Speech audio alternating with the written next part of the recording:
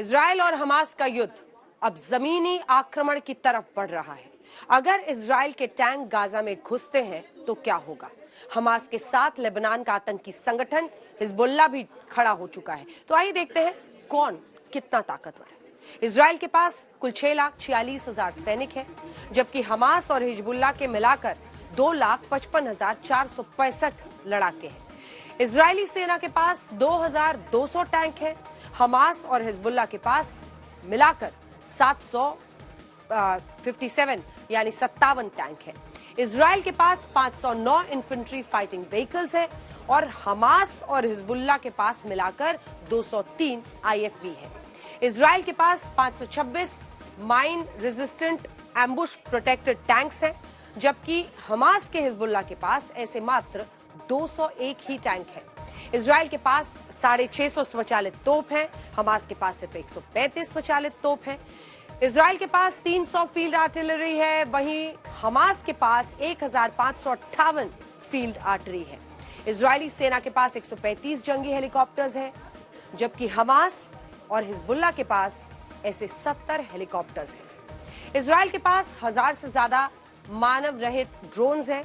Hamas और Hezbollah के पास मिलाकर 62 ऐसे ड्रोन्स हैं। तो कुल मिलाकर दोनों की सैन्य शक्ति आपने देख ली। अब आपको यह भी बता दें कि गाजा पर इजराइल ने 2 बार ग्राउंड अटैक्स किया है। गाजा का क्षेत्र 365 स्क्वायर किलोमीटर है। गाजा की जो ये पूरी गाजा पट्टी की आबादी है 2.1 मिलियन है। सच ये भी है कि गाजा के चारों तरफ 10,000 इजरायली सैनिक तैनात हैं। इजराइल ने गाजा पर पहला जमीनी आक्रमण 2009 में किया था, जो पूरे 15 दिन तक उस वक्त चला था, जबकि इजराइल ने गाजा पर जो दूसरा जमीनी आक्रमण किया वो था साल 2014 में, और ये युद्ध 19 दिन तक चला था। लेकिन हमास आज भी जिंदा है और अब तीसरी जमीनी जंग अगर छिड़ी तो क्या होगा? क्या इस दफा हमास का खात्मा इजराइल कर पाएगा? देखिए,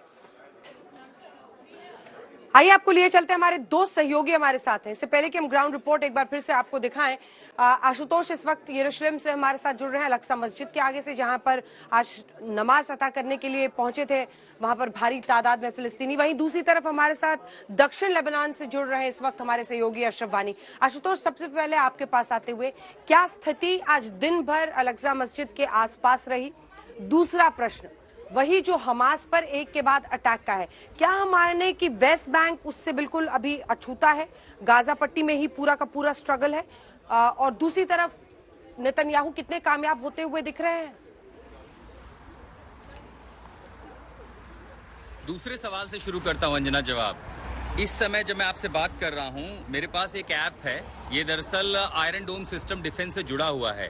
ये जो कुछ भी स्क्रीन के जरिए आप रेड पोर्शन देख रही हैं, ये आज सुबह से हमास का अटैक बता रहा है। यानी सुबह से लगभग 14 बार रॉकेट के बैराज खोले गए, और ये है कफर अजा में, हनीता में, बेनाई में, बेरी में, सिद्रोत में, किसुम में और अश्कलोन के लगभग सभी इलाकों में वहां आगजनी हुई है। 40 मिनट पहले टेल अवीव में भी सायरन बजा है। ये सारे सायरन वो है जो इन इलाकों में बजे हैं। यानी हमास ने आज का दिन चुना था। वो क्यों चुना था? जो अल कासिम ब्रिगेड है उसने कहा था कि शुक्रवार को हम इजराइल के हमले का बदला लेंगे। आज शुक्रवार था। नमाज अदा करने के लिए लोग जैसे अल-अक्सा मस्जिद पर पहुंचे, सबसे पहले पुलिस ने आसपास के लोगों को रोका। 3 किलोमीटर के पास की जो फिलिस्तीनी आबादी थी वहां लाठीचार्ज हुआ, आंसू गैस के गोले छोड़े गए। जेरूशलम शहर में जो लोग जाना चाहते थे उनमें से युवा लोगों को नहीं जाने दिया गया मस्जिद में, क्योंकि इंटेलिजेंस था कि प्रदर्शन जो है हिंसक हो सकता है। सिर्फ बुजुर्गों को, महिलाओं को और जो बीमार थे उन्हें जाने दिया गया नमाज अदा करने के लिए। इसलिए यरूशलम शहर में अल-अक्सा के पास सब कुछ शांत रहा।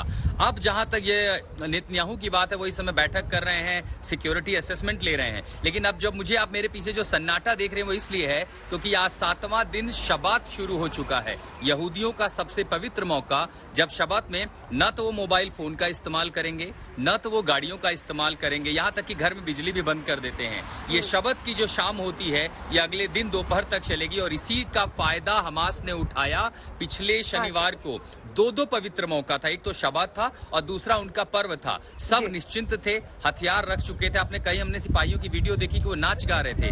उसी का फायदा हमास ने उठा करके हमला किया था। और इसी के लिए आज का दिन बेहद तनावपूर्ण था पूरे जेरूशलम के लिए। लेकिन फिलहाल यहाँ हालात सामान्य हैं, उत्तर दक्षिण में हालात खराब हो रहे हैं। बहुत धन्यवाद आपका आशुतोष। नजर बनाए रखिए, अपने आप को सुरक्षित भी रखिए। युद्ध के हर नए दिन के साथ पूरी दुनिया के लिए खतरा बढ़ता जा रहा है। अभी तक इजराइल को अमेरिका के साथ साथ फ्रांस, ब्रिटेन, जर्मनी जैसे मुल्क की बैकिंग है, जबकि धीरे धीरे गाजा के पक्ष में ईरान, रूस, ये तमाम मुल्क लामबंद होने लगे हैं। लेकिन इजराइल का प्रण है कि हमास के खात्मे के बिना वो नहीं रुकेगा। अब सवाल है कि इजराइल की सेना के पास कौन कौन से विकल्प हैं। आपको एक डिटेल रिपोर्ट में समझाते हैं। इस वक्त दुनिया की सबसे बड़ी महाशक्ति यानी अमेरिका आपको इजराइल के साथ कंधे से कंधा मिलाकर खड़ी दिखेगी। गाजा बॉर्डर से आ रही ताजा तस्वीरें दिखाती कि 1-2 नहीं बल्कि 3 लाख इजरायली फौज अपने टॉप कमांडर के ऑर्डर के इंतजार में बैठी। टैंक, गोला और बारूद सब कुछ पहुंच गया, बस फाइनल निर्देश का इंतजार है। इसके बाद एक आप मेरे पीछे देख सकते हैं कि पत्थर पर गाड़ियां यहाँ पर आ रही हैं। बहुत ही ट्रक आर्मर्ड व्हीकल्स है जिनमें ट्रूप बहुत तेजी से आगे बढ़ सकते हैं। इनके अलावा 155 मिलीमीटर की तोपें भी इस इलाके में लाई जा रही है। अगर आप मेरे पीछे इन तस्वीरों में इधर टॉप कमांडर का ऑर्डर आएगा और उधर इजरायली फौज गाजा पट्टी में जमीन के रास्ते कूच कर सकती है। ऐसा क्यों, इसे आप गाजा पट्टी के निवासियों के नाम इजरायली सेना की तरफ से जारी हाई अलर्ट से समझिए।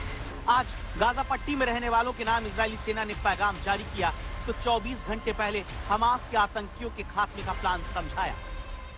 मतलब हमास पर फाइनल स्ट्राइक के लिए इजरायली सेना का जंग वाला नक्शा और अटैक प्लान रेडी। सवाल है कि हमास को मिट्टी में मिलाने की कसम खाने वाले इजराइल के पास कौन कौन से सैन्य विकल्प मौजूद हैं। इजराइल की सेना अपनी शपथ को पूरा कैसे करेगी। और उनकी दोस्ती है जहां उन्होंने अटैक करने उस जगह रहते हैं, बिल्कुल लोकल बने। It is not as a cake walk for Israel. और अटैक क्योंकि इजराइल डेफिनेटली ए पावर में सुपीरियर है, लंबी लड़ाई है। ये हमास पूरा खत्म हो जाएगा। ये रक्त बीज की तरह है, वो एक मरता है तो दूसरा वहाँ पर पैदा हो जाता है। खून का एक कतरा रक्त बीज का आपने नाम सुना होगा, जब वो जमीन पे गिरता है दूसरा पैदा हो जाता है। तो चाहे आप इनमें से 50% हमास वालों को मार दो, 60% उनको मार दो। अगर आप देखो रशिया ने ऑलरेडी स्टेटमेंट दे दी है जिसका केवल और केवल मकसद ये है कि 55 जो मुस्लिम देश है और देश है उनको एकजुट अपने साथ करना, बजाय वो अमेरिका और रश कर। ये पहला फेज है। इसके द्वारा डिफेंसिव को उनको कमजोर करेंगे। जो उनकी जमीनी सेना पूरी तरह तैयार है वो फिर एंटर करेगी जमीन। साथ ही साथ उन्होंने समुद्र की तरफ से भी ब्लॉक लगा दिया। इजिप्ट से अगर कुछ सपोर्ट आती है, इन्फिल्ट्रेशन हो रहा है, सप्लाईज आती है, उधर भी उन्होंने बम्बार्डमेंट करके उन टनल्स को काफ़ी हद तक ख़त्म कर दिया। तो इस प्रकार ये तीनों तरफ से उन्होंने घेरा डाल लिया और साथ ही साथ जमीन से अटैक करने की तैयारियां कर रहे हैं।